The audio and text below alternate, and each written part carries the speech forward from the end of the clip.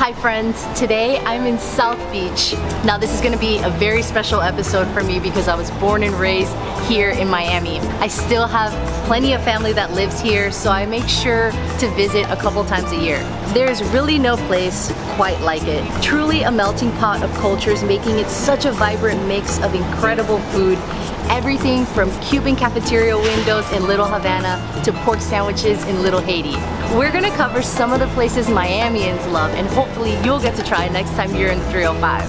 Right now I am at the CARLTON Cafe enjoying an iced cappuccino. Their cafe serves Panther Coffee, which actually is a local coffee roaster here in Miami, and they have several of their own shops across the city. It is so good and creamy, just the pick-me-up that I need, especially as hot as it is today because it is a scorcher of a day if you cannot tell from my forehead. There's a trail here on Miami Beach that I want to show you before we start eating. Let's go.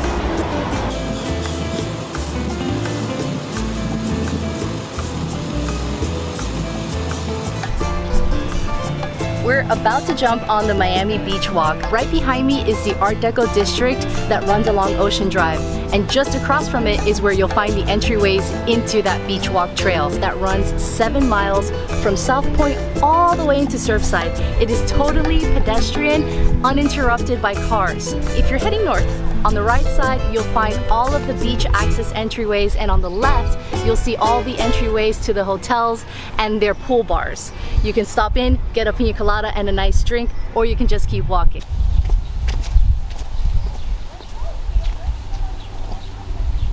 The water looks really nice today. Come to the beach in the morning because it's normally when you get the best daylight sun before the clouds start coming in the afternoon for afternoon showers.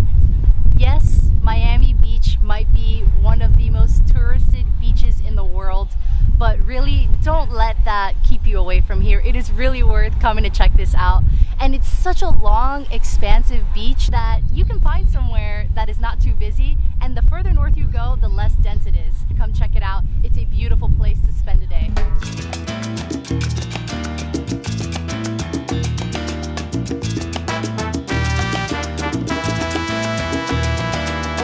Alright guys, right now I am in Little Havana. As many of you may know, Miami has a huge Cuban population, many first and second generation Cubans, many of them Cuban exiles that fled in the 80s during the Castro regime. Cubans have settled all throughout Miami, but one of the largest concentrations is right here in Little Havana. And it's filled with traditional mom and pop Cuban restaurants that are still going on to this day. Every time I come here, there seems to be new bars and restaurants, but Little Havana, this neighborhood has really made an effort to maintain the traditional cultures and heritage of Cuban food. Behind me is El Rey de las Fritas. This is a place that I grew up on. Fritas are Cuban hamburgers, a mixed beef patty in a bun of Cuban bread with these little thin fries that we call papitas, and a slice of American cheese with fresh onions. I am so hungry, I cannot wait to dig in. Let's go.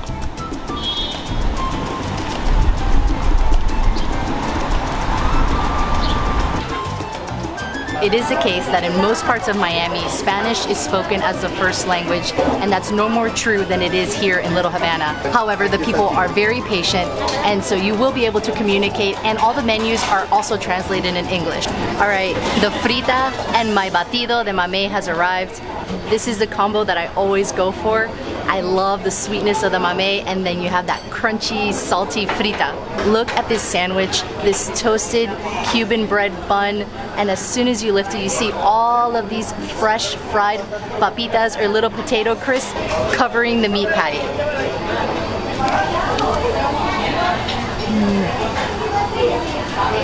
Oh my God. It never changes. It's always the same. So good. This sandwich is the perfect texture. You have this like chorizo hamburger patty, and you're biting into it. It's like crunchy and soft at the same time, so it's really easy to bite into.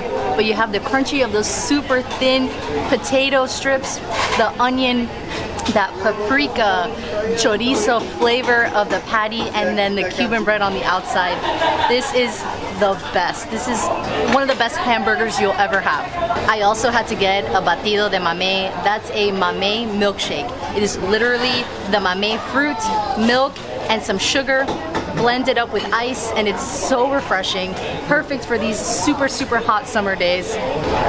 So good. Another staple of the lunch counters in Little Havana and Miami across is jugo de guarapo, and that is literally sugarcane juice. They just stick the sugarcane stalk in the machine and out comes the juice. Super sweet. Kind of tastes like coconut water but sweetened. It's got that earthy, fresh tree flavor, if that makes sense. I can't help but think how happy I am that this tastes exactly the same as it did when I was a teenager and I first got my car and I was spending all my time at Rey de la Frita having a frita with batido de mamey. This is just like my childhood. You gotta eat all the little fries on the plate. Something you'll see at Cuban bakeries and cafeterias throughout Miami is the window. They call it la ventanita. Just a walk-up window where you can come up, order your Cuban coffee, order your croquetas, any snacks or little pastries that you want to take with you for the day. So feels like 101 degrees right now. And really, that was just an excuse that we needed to stop into Ball and Chain. This is a staple of Little Havana. It is a food and drink bar. As you can hear the music behind me, it is such a great energy in here. Ball and Chain has had a lot of attention because they have been at the center of local business owners not putting up with corrupt politicians. They were just in the middle of a lawsuit against Miami Commissioner Joe Carollo, who attempted to shut down this place for political retaliation. Ball and Chain just won the lawsuit and they are back open. They are stronger than ever, and it just shows Miami does not mess around. I decided to go for the Ball and Chain mojito here because you can't come to Miami without having a mojito. It is a quintessential cocktail. Rum, lime juice, mint, club soda with crushed ice. It is so refreshing. Everything in this city is all about staying refreshed. I couldn't come to Little Havana without showing you Domino Park. People come here all day, play dominoes and hang out. It's just a great place to congregate. Most of the countries across the Caribbean love to play dominoes, including my family. So this is just a great place for everybody to come together.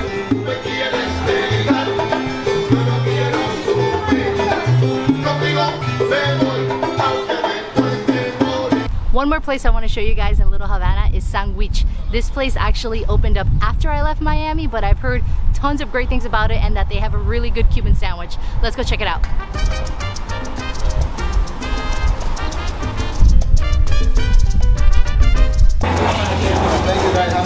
So you know a Cuban restaurant is a good Cuban restaurant not by the awards and the pretty ambiance. It's the planchas. Those are the sandwich presses that they press all of their sandwiches in, and you know it's gonna be a good sandwich when they get that perfect press down on the sandwich and it's crispy and warm and chewy on the inside. The Cubano right here, you got like cilantro aioli, garlic, and mojo verde, it's a little spicy. This is your classic Cuban sandwich. You have pickles, ham, pork, and then you have yellow mustard and Swiss cheese. Crispy on the outside and full of meat inside. Wow. It's so juicy. Look at that. You can see the juices coming out of there. This sandwich is like such a comfort food. You have like that nice toasty Cuban bread on the outside. It's buttery. They brush it as it's in the plancha. And then you have that perfect combination of the Swiss cheese with the thinly sliced pickles. The meat is sliced super thin, so you just bite right through everything so you can get a good bite of all the ingredients, and then the mustard's that nice tangy finish in there.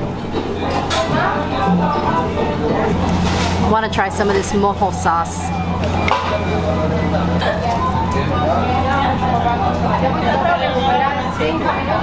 It's like this pickly, kind of a little bit spicy cilantro relish. It's a mojo, so it's definitely got garlic.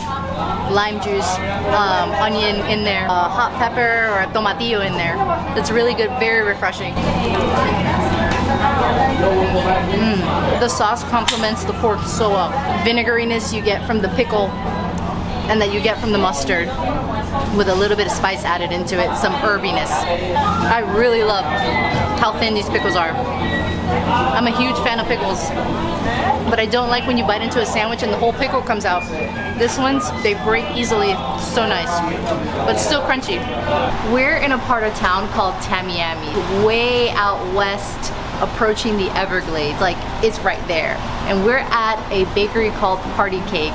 Something you'll find in Miami is Cuban bakeries, and they are everywhere. There are thousands of them. In every single shopping center, you will encounter a Cuban bakery. We're here at Party Cake, and this is the one we come to every morning. We get our coffee here, we get croquetas, and my aunt brings over Cuban bread to the house, so we have it at home. So this is our bakery here.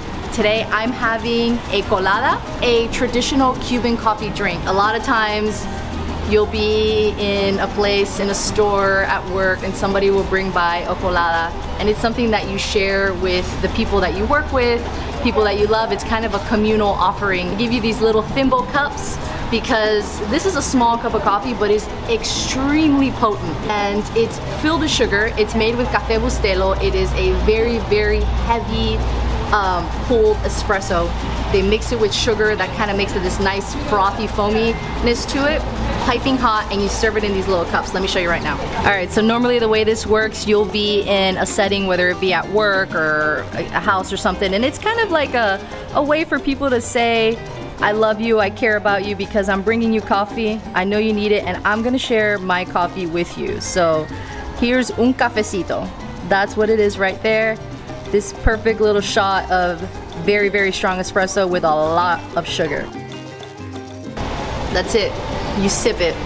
You can take it like a shot, but really you're supposed to sip it. So you take a thimbleful and you sip it. I already feel it, like my neurons in my brain are just going haywire right now because I don't normally drink this. I'm doing this for the video because I want to show you guys true Miami things. So okay, I'm gonna be laughing from here on out, so it's okay. But it's actually really good. It's super, super sweet. It's candy in a cup.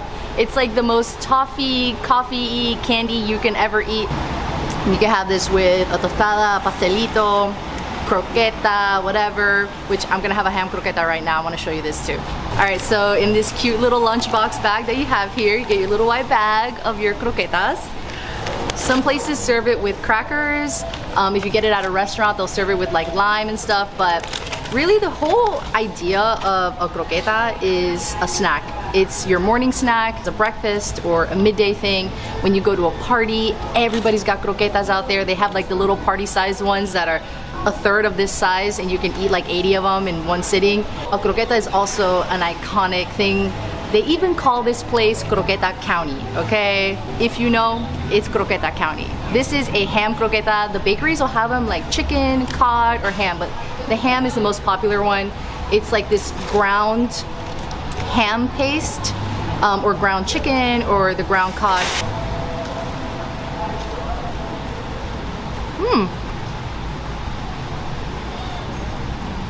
Funny enough, I asked for a ham croqueta. They gave me a chicken one. Wait. I have another one here. But let me show you. So this is a chicken croqueta, which I also like. It's very finely minced ground chicken into this like smooth mixture with the spices and the seasonings. The outside is crispy. It's got this breading, and they'll fry it. And they usually have them sitting right inside of this warming oven, so you get them right away. That's also the allure of them. They're tasty, they're salty, and they're ready to go. So a lot of people pick them up on their way to work for their drive to work snack, or coming home from work, because let's be real, traffic in Miami is really bad, and sometimes you just need something to keep you entertained while you're sitting in I-95 or 836 traffic. So that's just the way of the life here, but at least you have a croqueta and some coffee to go with you. Let me check out the other croqueta and see if that one was ham, because I would love to show you what that looks like.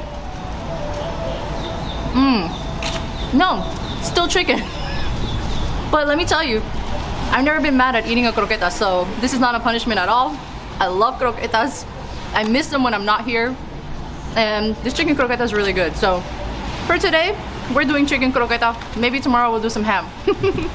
Croquetas in Miami are the best. When you come to Miami, when you eat a croqueta the way we do it, you should not have to wait for a croqueta to be cooked.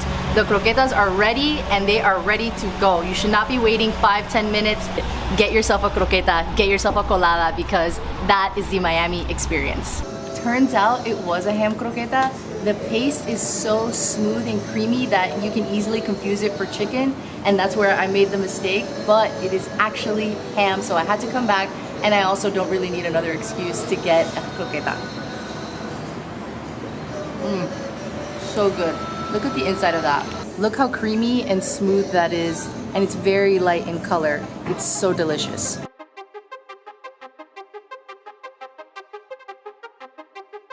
Right now, I am in Wynwood. This is the art district of Miami. It's where you'll find art studios, the most beautiful mural work. What a lot of people don't know is that back in the mid-1900s, Wynwood was known as Little San Juan, where Puerto Rican immigrants used to come over to and start their lives. This is a neighborhood where my mother grew up in when she moved from Puerto Rico as well. And there are still remnants of what used to be Little San Juan, whether it's the name of a park, the name of schools, Roberto Clemente Park, which was probably the most famous baseball player in Puerto Rican history. And right now we're gonna head over to El Pajareque. This is a Puerto Rican restaurant right here on 36th Street in the heart of Wynwood, and we're gonna have some traditional Puerto Rican food. They've been around for over 40 years and is a family run and operated place. I cannot wait to try this. Let's go. And this place immediately is so cozy. It's like you're in somebody's house. There's a few tables, a bar. They also serve you bread as soon as you sit down with this mojo, and it looks really good. It's got that tiny little garlic chopped in there, and the bread buttered and toasted. That's a true mojo. Lime juice, garlic, it's so garlicky, I love it. Look, this is full of pork. It's got it spread out through the middle, and it's got these nice chunks of roasted pork in there. I gotta also ask for some hot sauce with this, but let's try it first. That's the one. The texture, go mom, go, go, go, go. My mom is like chomping at the bit to get in here. I'm sorry, Mom. She's never filmed with us before. She's about to go to Greece with us. She's gonna learn real soon. The plantain is very soft, and it seems like it's almost gonna be chewy, but it's not. It's just like tender. It's boiled too, so it's very soft and tender. It's a mixture of yuca, the guineo, and malanga. Masa is the mixture of all the bananas and the root vegetables that make kind of the capsule for the pork.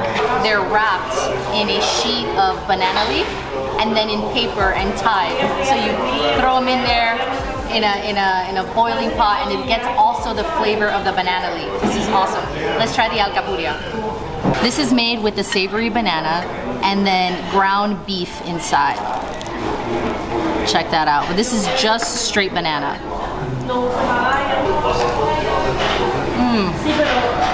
There's the minced beef with minced peppers, onion, and of course the Puerto Rican sazon. I ordered their Saturday special, which is the bacalao con vianda.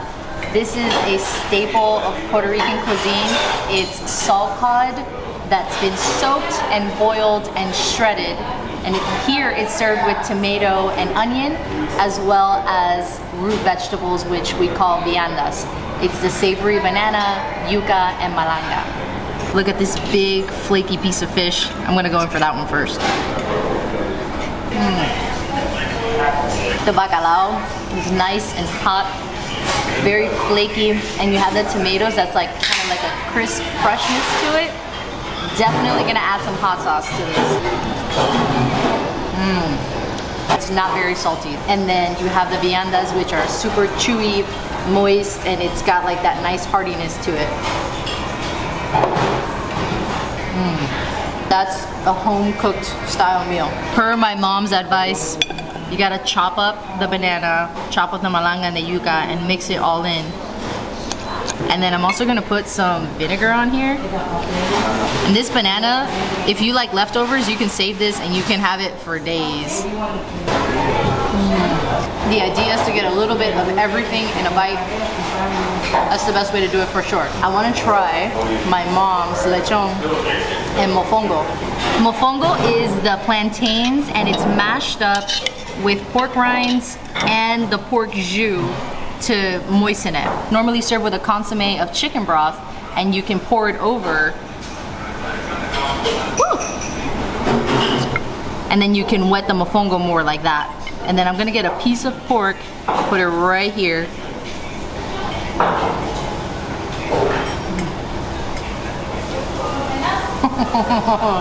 There's so much awesome like garlic flavor, the meaty flavor of the chicken, and then the lechon, and the crunchiness of the pork rinds in the mofongo.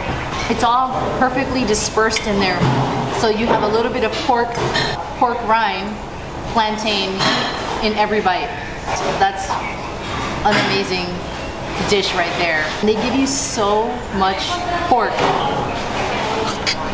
We ordered another Alcapurria. This time we got mayo ketchup, a classic condiment in Puerto Rico.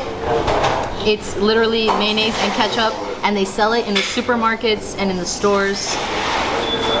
And it's actually labeled mayo ketchup.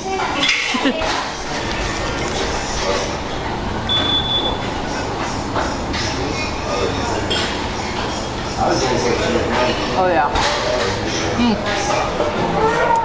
I'm getting pretty full here. I think I'm gonna have to take the rest home, but I'm gonna get one last bite of the pork with malanga and some yuca. I also poured the chicken consomme on here too, because why not?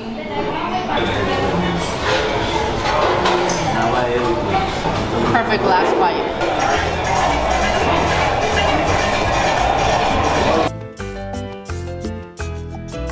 We're at El Bori, right across the street from El Pajareque here in Wynwood. It's a Puerto Rican food truck. They have surguitos, which are a Puerto Rican salty sweet snack that is also enjoyed for dessert. They're setting up some tables. It looks like they're gonna have a domino tournament later tonight, slash poker tournament. So it looks like a pachanga's about to happen here. We got here just in time before it gets busy. Our fresh surguitos are ready. These perfect little like finger sticks of the sweet cornmeal, crispy on the outside. I can smell it. It just smells like cornbread almost. And then they serve it to you with the mayo ketchup, which you were with us at El Pajareque. You know it's mayo and ketchup. Perfect condiment for this. At first bite, it's like a really crispy French fry. And then as you're chewing it, you start to get that cornmeal flavor. Just a little bit sweet, not overpowering. I can't emphasize how good it is with the mayo ketchup. It makes it.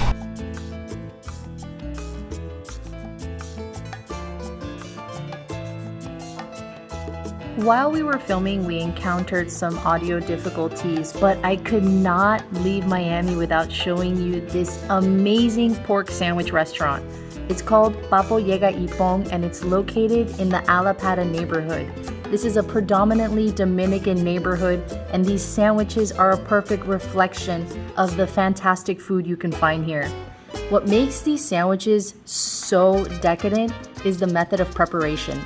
These are roasted pork shoulders, chopped to order. As you can see here, she's mincing the roast pork, and then she'll go ahead and layer it in an entire loaf of Cuban bread. We call this here una flauta. That's how you would order it. And I ask for everything on it: diced white onions, salt, pepper, and hot sauce, which I believe is either Crystal hot sauce or Texas Pete. I'm not sure, but that's generally the flavor profile of that hot sauce. Then they'll go ahead and put it in a panini press to warm and toast the outside of it. But as you can see, they wrap it in parchment. So it doesn't crisp it, it just warms it. And look how moist and juicy this sandwich looks. It's so simple, but all the ingredients together make the perfect roast pork sandwich. We're at Garcia's Fish Market and Seafood Grill. It's right on the Miami River, and it's a restaurant that has been a staple of the culture here for over 50 years. This is a fish restaurant who also catches and brings in their own fish, and they have their seafood market downstairs as well as their restaurant serving their fresh catch every day. The boaters can come in, dock their boats, and have what Garcia's is famous for: their fish sandwiches and items like their smoked fish dip. Look how nice and chunky this dip is. It's full of fish and so creamy. And I've got to put a jalapeno on there.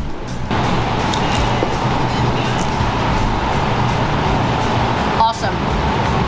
A little bit of spice from the jalapeno, and the fish dip is a little bit tangy, salty, and fresh from that white fish. The touch of capers on there is really nice. I love anything that's got capers in it, and you can also taste there's probably some of that juice inside the fish dip itself. And the fish dip is like very creamy. A lot of fish in there, no fluff. This is so good. My mahi grilled sandwich is here. I cannot wait to dig in. This is a nice piece of fish on a Kaiser roll. We've got red onions, tomatoes, iceberg lettuce, and I believe that's some tartar sauce.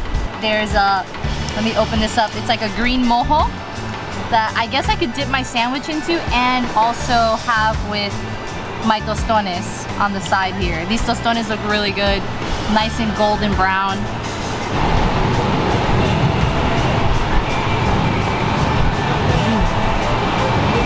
Oh yeah, very good. The Kaiser roll is really soft. I actually kind of like how it wasn't toasted too much, so you can have like one nice even bite through. The lettuce is super crispy, and the fish sandwich doesn't have a lot. It's grilled, and you can tell it's just got a little bit of salt, a little bit of seasoning, but nothing to overpower it where it takes away the flavor of fish. That's a really nice bite of mahi. I'm definitely gonna put some hot sauce on there.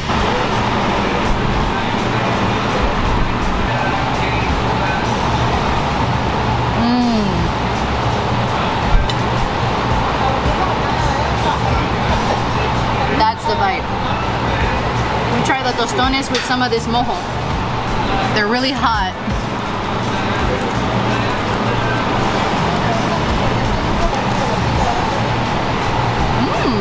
Classic toston, really good. It's sometimes hard to find a really good toston in restaurants. This was really good. I've just poured the last of the mojo on the toston, and I can't help but think about how fresh the whole dish is, but also the mojo. Sometimes it's more oily, more garlicky. This is very, very refreshing, which is great for the kind of day today. It's really, really hot out. I'm gonna put some lime on there too.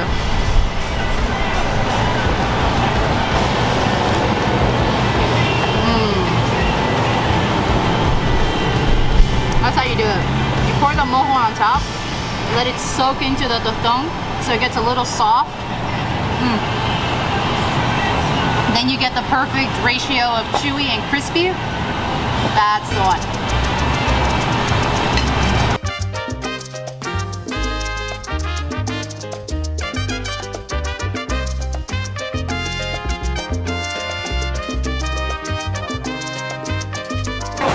We're having dessert at Julia and Henry's in downtown.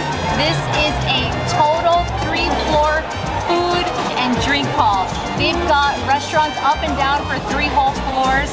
Today I got dessert from Puffles. This is a Hong Kong bakery that serves egg waffles. And they source many of their ingredients straight from Taiwan. This is a puffy waffle cone, and they make it fresh for you. It's nice and hot in my hands. I got the basic B, but I switched out their vanilla ice cream for the pistachio. And it comes with whipped cream, rainbow sprinkles, white chocolate drizzle, and these Pocky sticks. This is like my ideal dessert combination. Pistachio with white chocolate and rainbow sprinkles.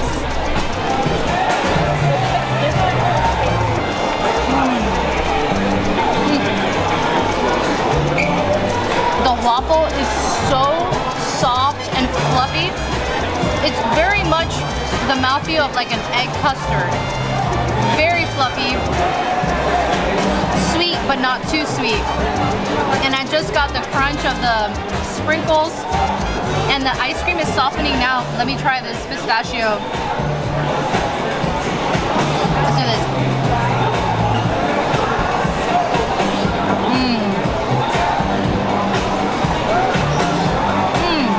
So good.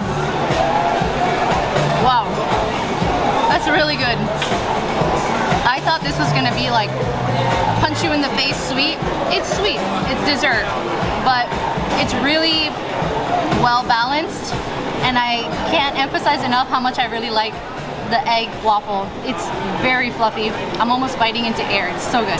Julia and Henry's food hall is one of many different food halls that are starting to pop up in Miami, and now you're starting to find them here, and they're rehabilitating old buildings and old areas that need a pick-me-up, and they're turning them into food halls, which is great for local business. With that, it has been such a delight bringing you guys along my hometown of Miami, Florida, and taking you to some places that I grew up with, as well as me kind of learning and discovering new places, because so much has changed since we left here 10 years ago. So this has been so cool, and I'm so glad you guys came along with me.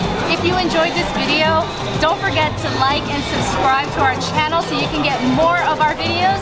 And stay tuned, because in a few days we're going to be in Athens, Greece, and we will be spending a month there exploring and learning about the food culture in Greece. So I will see you guys there.